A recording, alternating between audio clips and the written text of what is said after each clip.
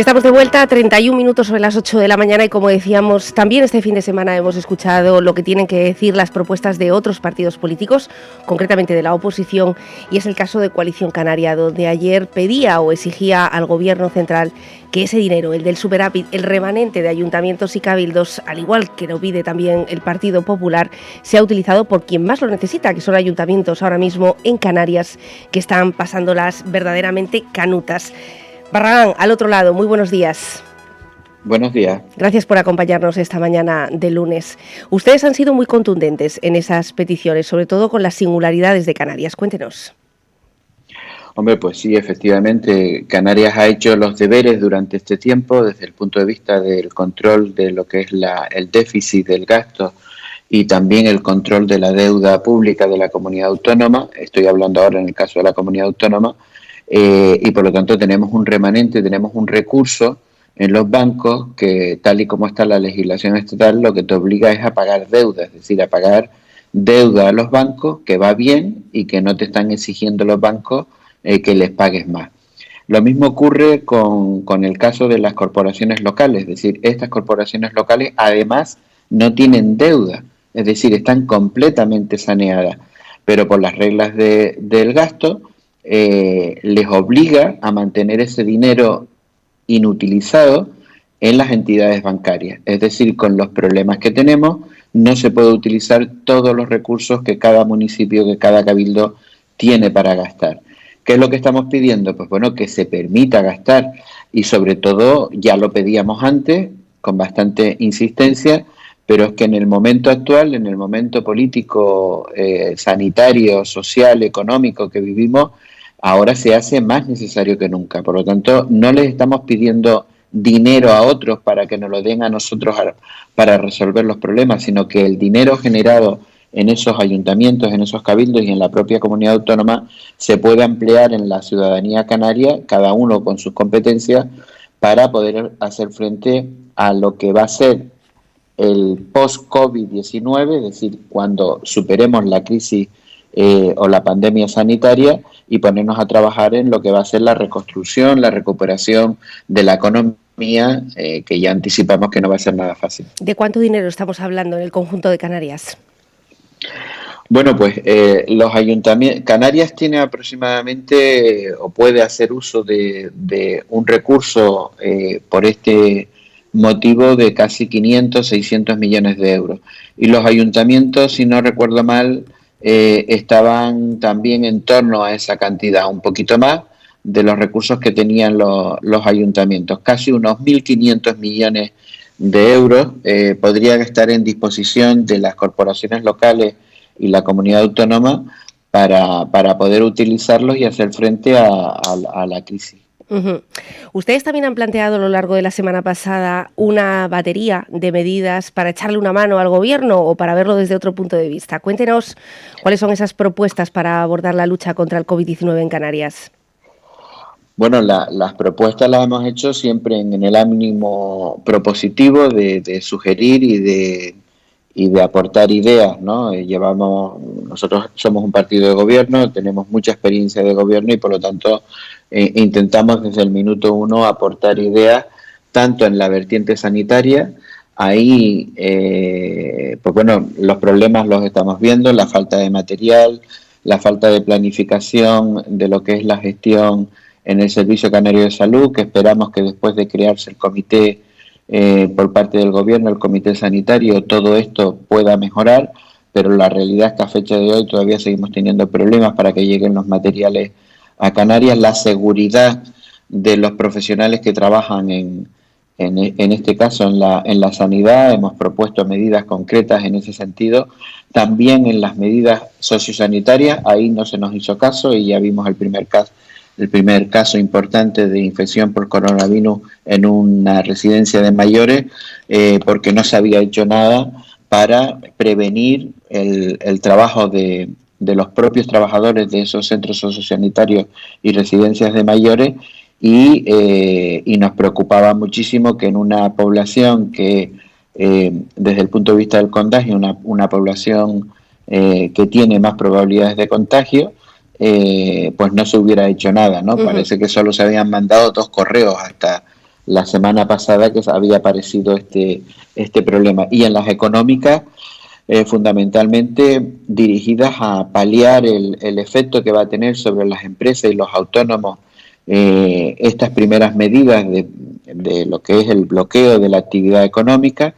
También desde el punto de vista de los trabajadores, el intentar, hemos presentado algunas medidas para intentar que los efectos sobre la pérdida de empleo sean los mínimos posibles.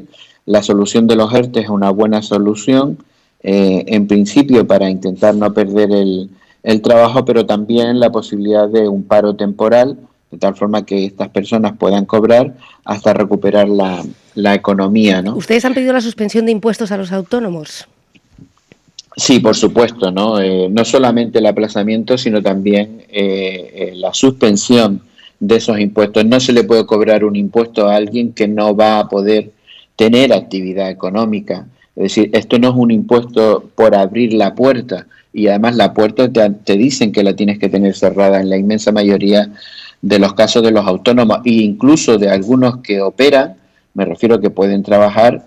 Los ingresos van a ser mínimos. Te pongo un caso, por ejemplo, de los taxistas, ¿no? Los taxistas tienen obligación de mantener el servicio público como taxi, pero como autónomo, obviamente sus ingresos se verán enormemente mermados durante este tiempo de actividad. Por lo tanto, sus gastos, hay unos gastos permanentes que van a seguir manteniendo, pero no van a tener los ingresos con los que hacerle frente. Por eso planteamos que tiene que haber una moratoria, una suspensión de impuestos para estas pequeñas o microempresas y también para los autónomos. ¿Ustedes qué errores consideran que se ha cometido desde la Consejería de Sanidad hasta el punto de llegar a tumbar a la consejera Teresa Cruz y a todo su equipo, como hemos visto a lo largo de este fin de semana, donde directores del Servicio Canario de Salud, directores de Salud Pública también han caído y han sido sustituidos?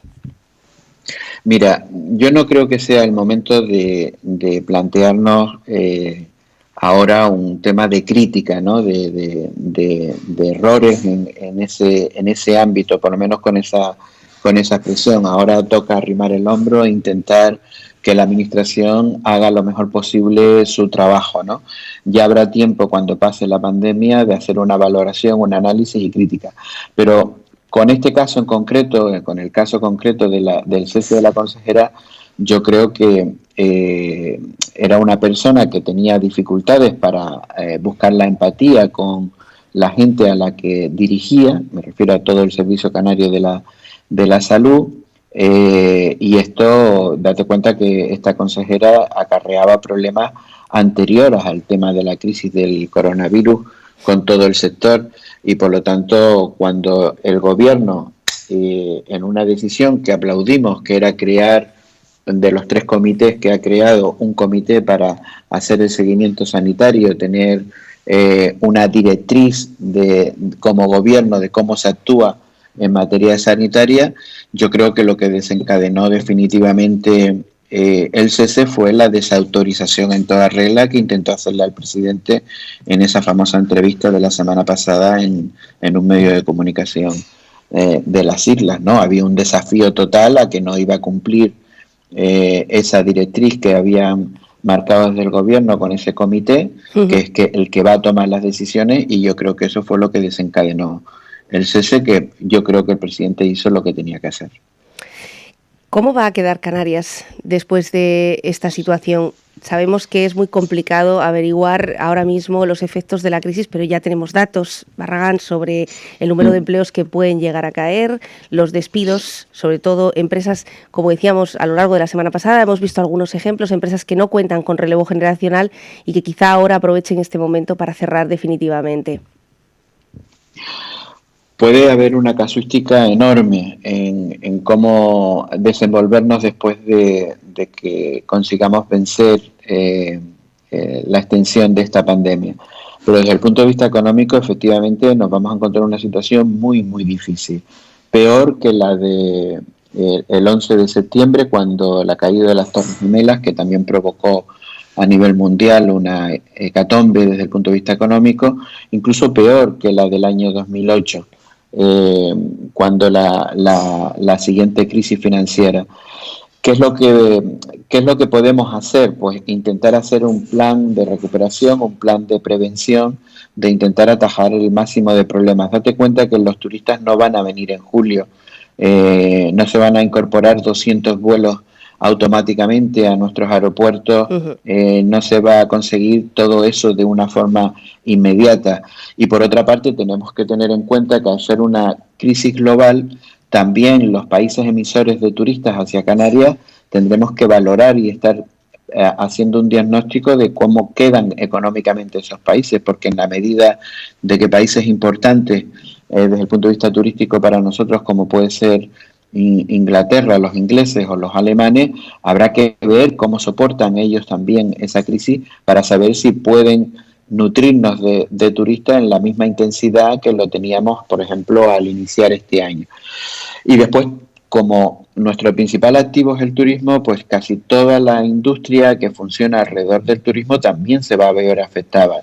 Y por lo tanto también el consumo. Seguramente la recuperación de empleo no va a ser al mismo ritmo que la que se pierde y seguramente vamos a estar todo el año del 2020, por lo menos el último cuatrimestre del año 2020 y todo el año 2021 en un proceso de recuperación y de normalidad. Estamos viendo cómo además esta semana las pateras continúan llegando a Gran Canaria y a Fuerteventura, las islas más afectadas, y estamos viendo una norma que ha aprobado Portugal a lo largo de los últimos días de la semana pasada, con esa aprobación definitiva, la regularización de los inmigrantes durante este periodo. ¿Cree que España debería adoptar una medida así, sobre todo con Canarias? Mira, no lo sé, la regularización de los inmigrantes, en el caso de la llegada de inmigrantes que llegan por puertos, aeropuertos, en el caso de Portugal es completamente distinta a la nuestra, ¿no? Vamos a poner el caso de una regularización en los términos que ha hecho Portugal en Canarias. ¿Qué significaría eso? Significaría que esos inmigrantes están en la calle, porque ¿dónde otro sitio van a estar? Mientras que en el proceso que estamos ahora hay una posibilidad de tenerlos atendidos desde el minuto 1 y ya veremos cómo se va regularizando su situación en España una vez que pasen los tiempos de protocolo que exige la normativa española. Pero una regularización de ese tipo en un sitio donde estamos atrayendo turismo por patera, no piensan que puede ser más una llamada de que vengan más pateras aprovechando que estamos en la pandemia y por lo tanto hay un anuncio de que se regulariza su situación sobre la marcha. Insisto, el regularizarla, ¿para qué situación? No hay economía, está todo cerrado, no se puede estar en la calle. ¿Qué es lo que podríamos ganar con una solución como la portuguesa en el ámbito de Canarias en este momento? Ustedes estaban preparando su congreso, un congreso en el que además usted pedía el relevo una vez más. ¿Qué ha pasado con ese congreso? ¿Se aplaza? Sí, el congreso está aplazado. Hace 2 semanas el Consejo Político Nacional convocado en este caso por estos medios que estamos utilizando hoy en día para poder comunicarnos a través de Skype, a través de las redes, menos mal. Y nosotros lo que hemos valorado es que no se daban las condiciones, no había una garantía de que pudiéramos hacer toda la fase previa del Congreso con normalidad en el mes de marzo y en el mes de abril, y por lo tanto llegaríamos a hacer un Congreso en mayo, suponiendo que hayamos resuelto la crisis de la pandemia del COVID-19 con garantía. Por lo tanto, era preferible posponer y centrarnos todo el partido, como así lo estamos haciendo en esto que estábamos comentando al inicio de la entrevista, en propuestas, en ser propositivos y en poner el acento en aquellas cosas que creemos que pueden ser mejorables en la gestión del gobierno. Por lo tanto, el gobierno puede contar con Coalición Canaria. ¿Han tendido su mano? Sí, yo creo que todos los partidos de la oposición le hemos tendido la mano al gobierno y estamos siendo en ese sentido responsables con las propuestas que presentamos, con las llamadas de atención, pero sin que esto signifique un ataque al gobierno, pero sí una llamada de atención cuando tenemos que poner el acento, insisto, sobre cosas que creemos que pueden mejorar. He puesto como ejemplo antes todo el tema sociosanitario o o la búsqueda de soluciones más ágiles para que la seguridad de nuestros sanitarios esté garantizada, pero sí, obviamente ahora toca trabajar todos a una en el sentido de atajar cuanto antes la pandemia. José Miguel Barragán, muchas gracias por atendernos esta mañana y también por esa actitud constructiva que yo creo que además lo estamos viendo entre diferentes líderes políticos. Es momento de sumar y también es esperanzador para los ciudadanos, que en este caso pues están recibiendo noticias de todo tipo y lo que menos esperan son las guerras políticas. Por lo tanto, felicidades por esa actitud y ojalá pase pronto esta pandemia. Gracias a ustedes. Buenos días. Muy buenos días.